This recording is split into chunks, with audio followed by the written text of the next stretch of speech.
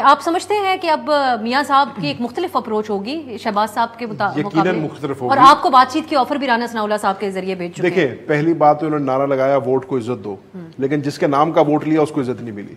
सबसे बड़ी ज्यादती मियां नवाज शरीफ के साथ खुद हुई है, तो हर बंदे को मानना चाहिए। ये खुद भट्ट साहब कह रहे हैं कि मेरा दिल था कि वो वजीर आजम होते, उनको होना चाहिए था, उनकी जमात उनके नाम का वोट है।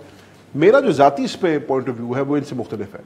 मेरे समझने में मियां नवाज शरीफ की सारी सियासत जो है ना वो एंटी एस्टैब्लिशमेंट सियासत रही है, जिसका आपने खुद जिक्र किया गुजरांवाला जलसे में जो उनकी तकरीर थी। अब आप लोग एंटी एस्टैब्लिशमेंट को बहुत ऊपर लेकर चले गए, तो उसको तो मैच नहीं कर पाएंगे मियां नवाज शरीफ साहब की उसको मैच कर पाए ना पाए, जितना मियां शहबाज शरीफ साहब बिछ गए उसको मैच नहीं कर पा रहे। मियां नवाज शरीफ को लगता है कि अगर मैंने अपनी फ्यूचर की सियासत बचानी है, अगर मैंने मरियम के लिए कोई जमात छोड़ के जानी है, तो इसलिए मुझे सदारत भी खुद लेनी पड़ेगी। और ये जो बिल्कुल डोरमैट हुकूमत बन गई है, फॉर्म 47 वाली हुकूमत बन गई है, इससे मुझे बाहर निकलना पड़ेगा, अदरवाइज मुस्लिम लीग नून का कोई फ्यूचर नहीं है। सेनेटर साहब, ये कैसी सियासत होगी अगर अब दोबारा आके एंटी एस्टैब्लिशमेंट मियां नवाज शरीफ साहब बतौर पार्टी सदर बात करते हैं?